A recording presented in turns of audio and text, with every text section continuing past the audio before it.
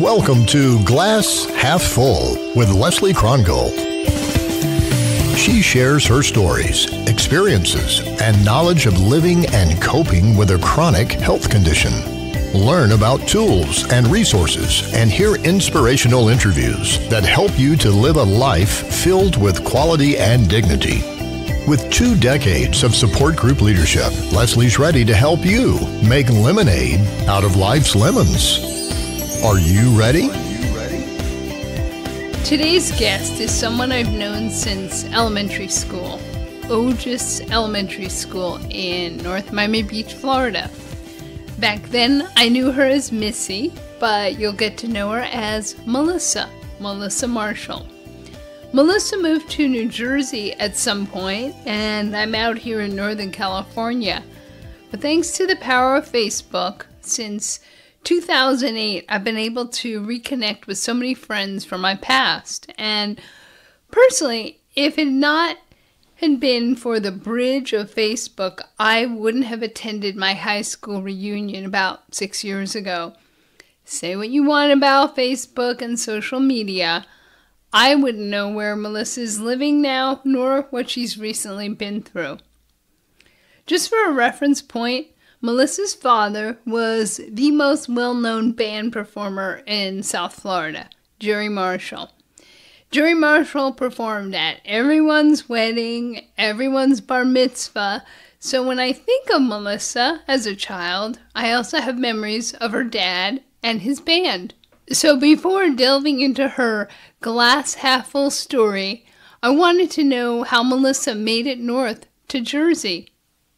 I ended up in New Jersey, and people look at me when I say I'm from Miami, from North Miami Beach. They're like, what? Like, people moved down there from my area. They moved down, the snowbirds and stuff.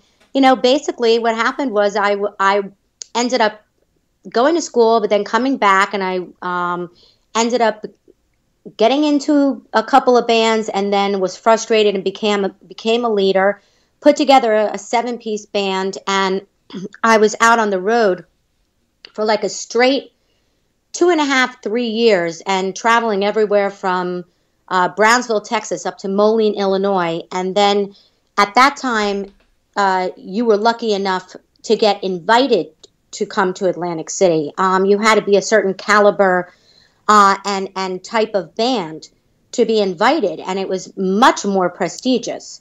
So, we started coming over here, and then ended up being here basically 24 weeks out of the year, like 8 weeks at a clip, 3 times a year. And then that's where I met my now ex-husband, and got off the road and disbanded that band, and then put together a band that, that was there, and had my kid. Basically I couldn't really get back to Florida. So, it just, one thing happened, and I was just really, really lucky that, I was able to work steadily here in Atlantic City, even though my first marriage only lasted 5 years. That's really when a lot of things, kicked off. You were telling me when we were IMing that you and your dad did perform at some point together? Yes, we did. We actually performed several times throughout the years, but my most favorite memory is when I was asked to be the opening act for Don Rickles. And I had my father fly up, and he was actually my conductor. And that was one of the biggest thrills, I think, of my lifetime with him, because for the first time we were actually standing on stage as peers. Yeah. And when I turned around to announce him, it was just like the culmination of everything, and how hard I had worked, and just the respect that I knew I was getting from him. It was just like nothing else mattered.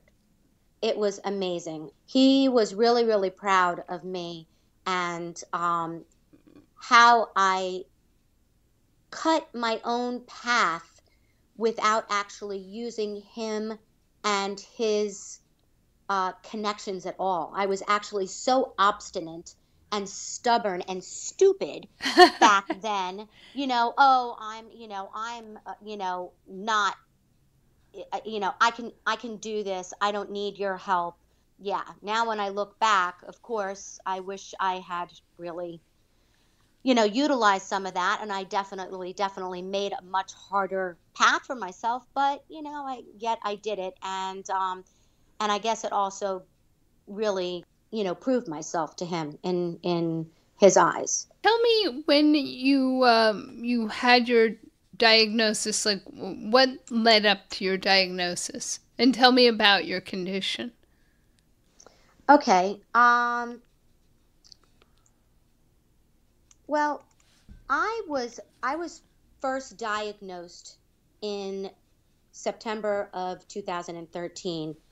Um, I was actually due to have a hip replacement.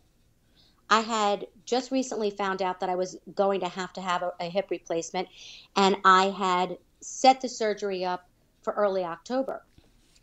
I had about 3 weeks to go until the surgery, but I knew that I had been bleeding for a really long time. And I I ignored all of the signs. I mean, I I bled bright red every single time I went to the bathroom.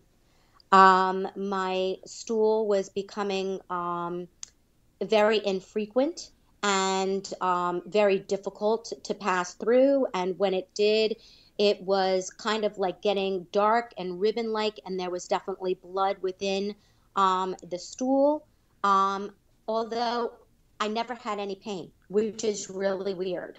And, I only mentioned what was going on to my husband.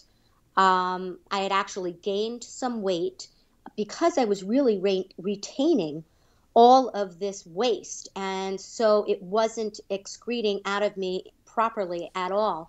And he would actually say to me, he goes, "What's going on with you?" He goes, "You seem to like get a little bloated at night." And I'm like, yeah, I know. I don't know what the heck is happening. So it was I was talking with a friend, one of my best friends, and I finally disclosed to her that I had been bleeding and what was going on. And I tell you, Leslie, if she could have reached through the phone and choked me, Yeah. she definitely would have. And she literally said to me, "Melissa, get off the phone right now. Do not even call me back until you have made an appointment with the doctor. I can't believe that you've waited this long." And I said, okay. And I really did. I got right off the phone with her. And I called my gynecologist first because I really didn't know who I was supposed to reach out to. I never had, any kind of gastro problem. I did, however, always have irritable bowel syndrome, even when I was like 17, 18, 19, and that was before they really called it IBS now. I really was having a lot of issues, but I had them throughout my, growing older. And nevertheless, I called my gynecologist and I said what was happening, and he said, "You don't need to see me. You actually need to go straight to a colorectal surgeon. Here's the name." And he gave me the name. I called and I told them what was going on, and really they set me up a appointment within just a couple of days. Mm-hmm. And so I went in to see her. And once again, I went through discussing what had been going on, and she said, "Okay, get up on the examining table." She told me what she was going to do. It literally took only about 5 minutes. And I got down and she said, "Okay, go ahead and get dressed. I'll be back in a second." She came in and she sat down and pulled her chair right up to me and leaned forward to me. And she said, "I believe that you're going to have to postpone your hip surgery." And I said, "What do you mean?" I'm like, I can't barely walk. I can't postpone my hip surgery. And she goes, "I don't think you understand. It's a matter of life and death. You have a very large mass, very, very, very low down, very close to your sphincter, and we've got to do this, that, the other test. She rattled off about 4 tests right away, and literally within 10 minutes, I had the nurse handing me this appointment card for all of these tests, and there was that moment that I knew that some of these tests were tests that you only get after you've probably been diagnosed with cancer. But of course, the most important test was the colonoscopy. And so I had 2 tests done prior to the colonoscopy, and then I had the colonoscopy done. Now, usually a colonoscopy for a normal, regular colonoscopy takes about 20 minutes once you're put under, everything going accordingly. But in my case, what she had to do was she actually had to go in and she had to extract the tumor and cut it out so that it would be able to be sent to pathology. And reason being is that it was so big that it was almost to the point that it was totally going to occlude me being able to go to the bathroom really very, very shortly. Mm-hmm. It took 2 hours and 45 minutes under for her to remove that and do what's called marking. And that's basically what they do is they take away what they can remove, and then they mark where the area of the tumor began and ended, that whole area, so that when for the next surgeon, or that surgeon, if they were going to go back in again, they would be able to go straight to that area and be notated. So I always make a joke with my sons and say, see, I actually do have a tattoo. It's just on the inside. So, there you go. It was a very, very difficult procedure. And of course, she couldn't say anything when I first came out. They really don't know until they send it to pathology, even if it's a very, very big tumor. One thing to note is that a polyp can actually start and grow inside for up to 7 years. It can take to become cancerous. That's why it's so important to get your colonoscopies on a regular basis, and why they stress it, because it really does take a long time to get to the point. I had no idea. Mm-hmm. I mean, that thing was literally growing in me for years, and I had no clue. Mm-hmm. I literally had just turned 50. My hip was hurting. I was singing every single night, and I was in such pain. And so I was taking some time off and not singing every single day. And so I thought, well, I turned 50. I'm not working as much. So maybe that's why something, my eating habits have changed or something. I chalked every single one of my symptoms up to everything else but cancer. It was the last thing, and I never even considered that was even in my path. Mm-hmm. Never. So I did find out 5 days later. She did call me up and confirm that it indeed was malignant, and then she referred me to a surgeon that really dealt with where the placement was of this cancer for me, because that was part of what was really, really critical. There's a really big difference between where your colon is and your rectum begins and your anus is. There's all different parts of where you can have cancer show up in any of these, and the treatment is vastly different depending upon the area that it is and the prognosis and such. So she directed me up to this surgeon, and I went up to see her, and she actually called her personally, and yet again I got in to see her very quickly. And once I did, she disclosed to me that I I was in a very difficult position because the placement was so low on right on where my rectum and my sphincter meet, that the likelihood that I would not be able to go back to being having what's called a reversal. Knowing that I was going to have my rectum removed, um, uh, but some people sometimes are able to actually be reattached and sometimes get what's called a reversal, sometimes in as early as 3 months. But in my case, she told me that it was most likely that I would not be a candidate for this and that I would have to be getting an ostomy bag and that I would start out with an ileostomy. And that is what goes through your small intestine first. And then going along, we'd see what would happen. And then eventually at some point, I do have to make a decision. Right now, time is on my side, thank God. But I do have to make a decision and have what's called the final surgery. Right now I have an ileostomy, and it has been confirmed that I'm not going to be able to have a reversal. And it's it's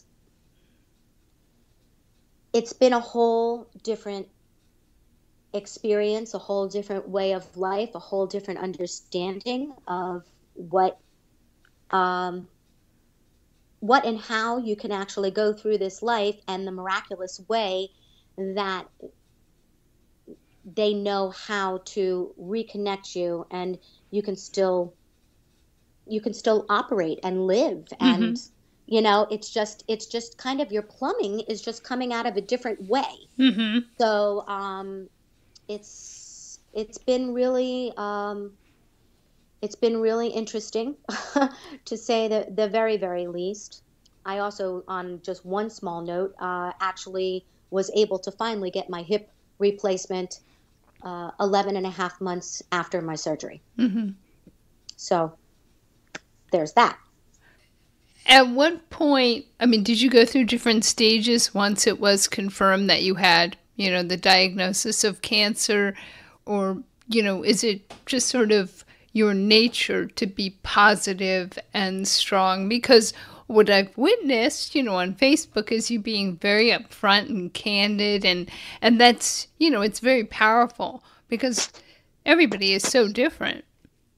Yeah, um I have never known my capacity could be this strong. Um, I am definitely not going to lie to you and say that, I haven't had my very, very horrible down moments and scared out of my wits. And, you know, uh, do I really want this surgery? Isn't it best to just say, okay, this is it? I think everyone that has faced cancer probably has that thought, you know, because of the fear, because of the unknown. And then hopefully, as I did, I have an unbelievable family and friends network that, my girlfriends literally were so strong right up in the very, very beginning that, we went out and we had a girls' night and we laughed, we cried and bawled in the hotel room, and shared. And it's been an unbelievable bonding experience for that aspect. My husband, it's been very difficult on him. He's really tried to be there in his way. He has totally been there, of course, at my surgeries and my bedside and stuff like that.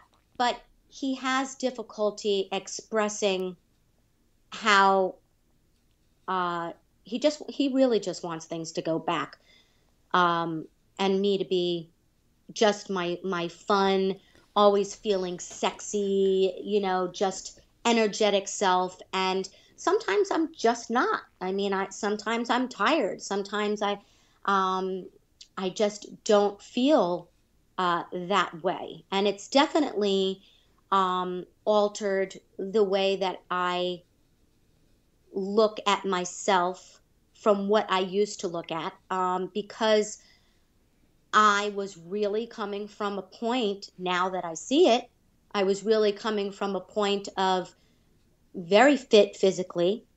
My favorite thing, that if, when somebody asks, well, what do you like about yourself? My favorite thing was actually my stomach. My stomach was like in such great shape. I loved being in high heels. I loved wearing really tight clothes. I mean, that was me. That was my persona. I was the very, sexy stage person. And now I had to change that and alter it a little bit. And I had to also tell myself that I could still be sexy, and that most people would never even know that I have a bag unless I say something to them. I mean, I'll never be the person I was before I discovered the cancer, and I'll never again be able to call myself normal or in regular health. I'm now forever changed due to the cancer, and especially due to living my life with the ostomy bag, and redefining who I am and how I view myself and how I control others to view me as well. And I feel I have to work even stronger because, as I said before, that so many people just do not understand ostomies or ostomy bags, and they fear them, and they do not always have compassion and understanding that we can look the same as everyone else and just have a different way of excreting the waste from our bodies. So this is an every day, every hour of my life process, because I don't just have one bowel movement and, can zip up my pants and go about my day. Um, my my waste just, comes out. I have no control over it, and I do have to go and empty my bag, sometimes between 4 to 8 times a day, depending upon, what's going on. So, I mean, I always have to, when everybody, when you go to a movie theater and they say to you, know your exits, and you get on an airplane, know your exits. And I have to always know where a bathroom is at any particular point in time, because if something happens, I need to get there right away.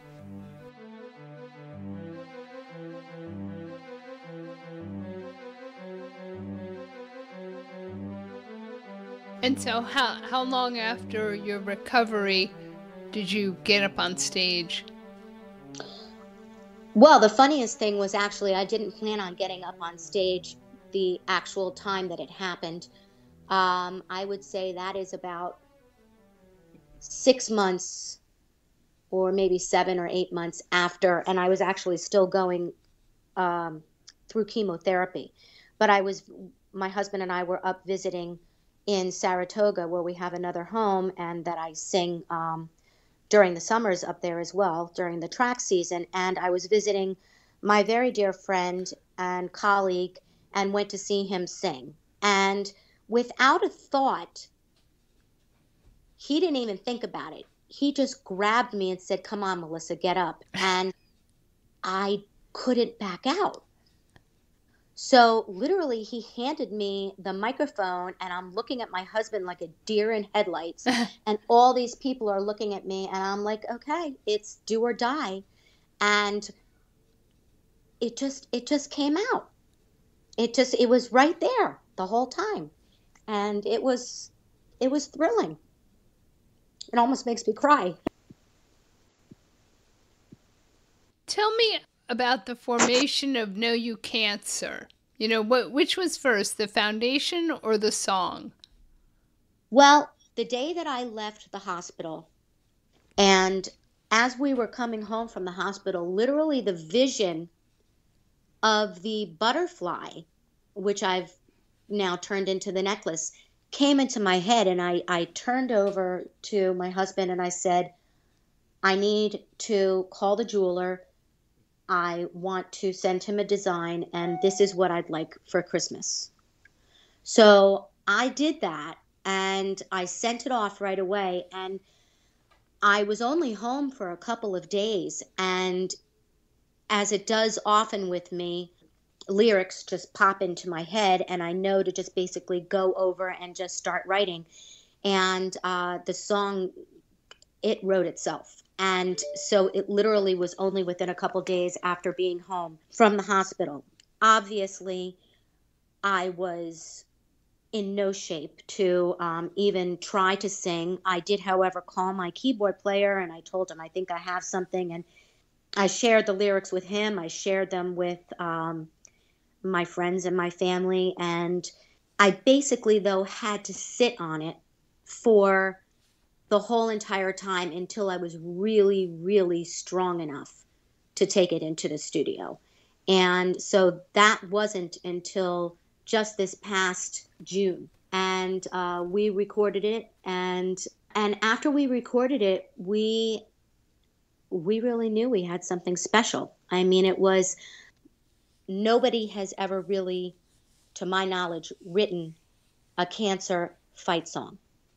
And this was really what it is that I feel that I have. And this is what I feel I'm driven to share and hope that I can impact and inspire and encourage everyone that is going through cancer right now or knows of someone who's going through cancer, so that it gives them the message to not give up or to give in, and to just keep going. And every day will turn into the next, will turn into the next, and you can get strength, and you just have to keep pushing on. And I'm hoping that by listening to my song, they will be able to find that and maybe be able to use it as their mantra or whatever it is that they need to do to get them through. The foundation actually came about just as a process of how everything started to formulate. And the fact, once I had my necklace made, I could not barely go anywhere without people stopping me cold anywhere I was and going, oh my God, that is absolutely gorgeous. And I'd say, thank you. I designed it. Oh my God, where can I get one? Well, so that started happening. So now, I was basically thinking, wait a minute, now I've got a necklace, and that's really now become my logo. And I've got a song, and I'm like, I really think that we need to form this foundation so that especially the people that have ostomies and what it is that I've gone through with different circumstances over these past years has really shown me that the world and the public does not understand how they work, what happens, how you can live. And I just am here to say you can live and you can be happy. And so that's where everything just really all snowballed and gelled. And we just decided, okay, this is going to be a foundation, and we're going to try to get information and educate the public for as much information as I possibly can. And I can't really think of a time that for any of the doctors that I've gone to that there's been a pamphlet that I've, seen in there talking about ostomy bags. And so that's what my ultimate goal is to eventually be able to provide into doctors and hospital waiting rooms and offices that all apply: gastroenterologists, urogynecologists, gynecologists, colorectal surgeons, all of the different applications for all of these doctors. I really want to get this kind of a pamphlet, and my pamphlet is also called It's in the Bag, Ostomy Awareness. I want to get this out to as many places as I can and hope that they accept it, so that if you're just sitting there and just all of a sudden you look and you just have a general desire for some knowledge, or whether or not you're going to have to need an ostomy and you need to have some easy questions or know where to go to for support, places in your area or that they're all out there and all of the resources are available. And so I just want to be able to do that and provide and hopefully educate anybody that I can. Actually, why did you create a ballad version and a dance version? What was that your idea originally, or Yes. Okay. It was my idea. We created the dance version first, and that was because that really lent itself more to an upbeat type of song, sort of in the vibe of I Will Survive, which has turned into, the women's national anthem. Everyone kind of, knows that song. So what I wanted to do was kind of get that feeling so that it was uplifting and it wasn't something that you were saddened about, but that I really addressed and directed it, what had happened to me, head on, and really, really actually say the word cancer in a song. Mm-hmm. But what I did was I turned the words around so that I was basically saying, no, you can't, sir. So to some people, it might sound like I'm talking about a guy that did me wrong, Mm-hmm. but I'm actually referring to cancer. Then what happened was when we were in the studio, we really decided, let's try this ballad. And that evolved. And really, that was, as that came together, that was when we all just sat there, the recording engineer and my keyboard player, and we just went, oh my God, like this is really so moving. I don't know. I mean, of course, I'm partial to it, but everybody that's heard it so far, well, what do you think? No, well, that's why I wanted you to be on this podcast. It's powerful. Yeah. I prefer the dance version, but I did, download the ballad, and it's very nice.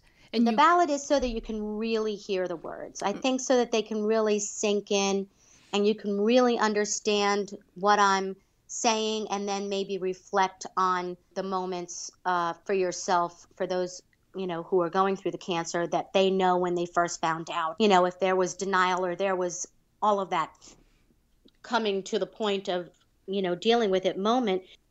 That's why we did the two different treatments. But it's very cool when I actually do get out and sing that.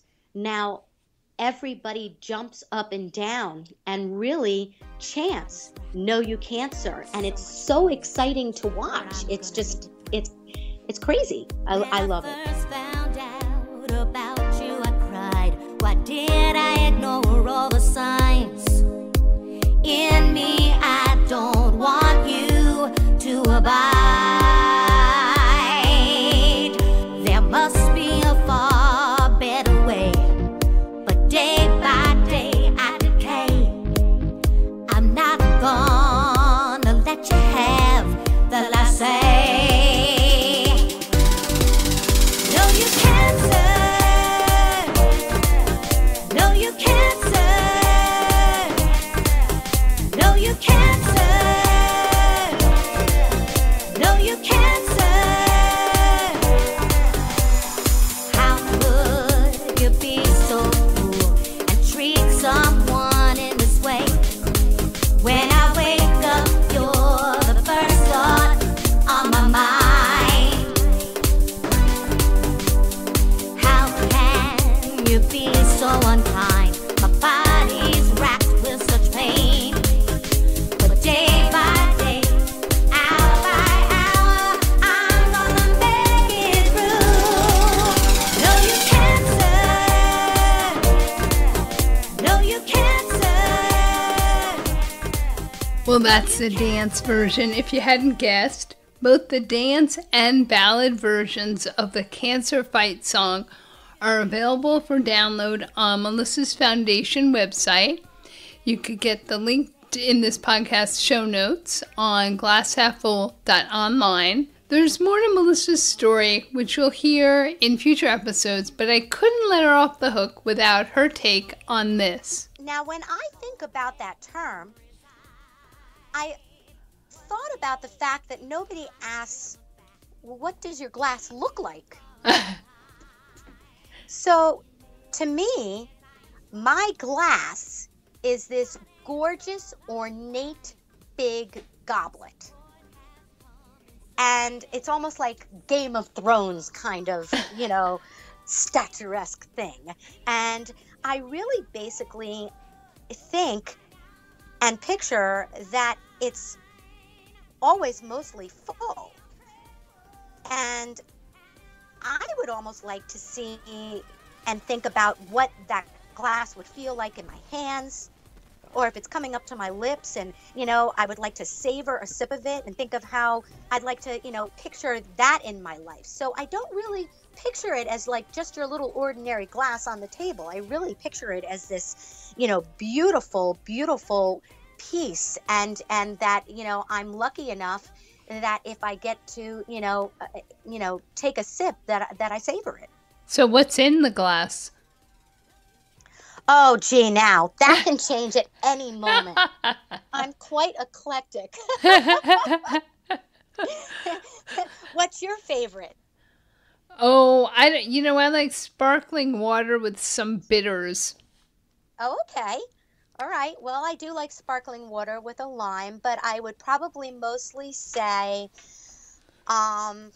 either a nice Cosmo, very, very, very light on the cranberry, muddle the lime, or sometimes when I'm singing, everybody knows that I drink straight Jack Daniels. No. Yes, actually. Really? Yeah. I like to joke around and say that it's for medicinal purposes only, but it does thin out the mucus, that is coating your throat. So it does really kind of help, but I really just like it. So I don't think I've ever done that in my life. Okay, well, maybe I have to head out to Saratoga Springs, New York sometime this summer to catch Melissa's weekend performances at the 13 North restaurant and try a shot of Jack Daniels. I wonder if it will improve my singing. Before I go, please consider Melissa's advice. Find out about your family history. It was only after her diagnosis that she discovered her type of cancer does exist on her mother's side of the family. And get a colonoscopy. Don't be afraid of it. It's usually just a 20-minute procedure.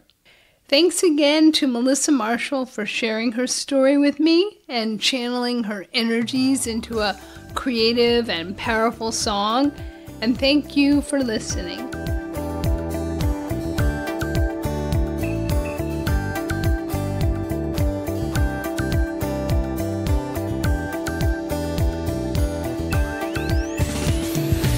Thank you for listening to Glass Half Full.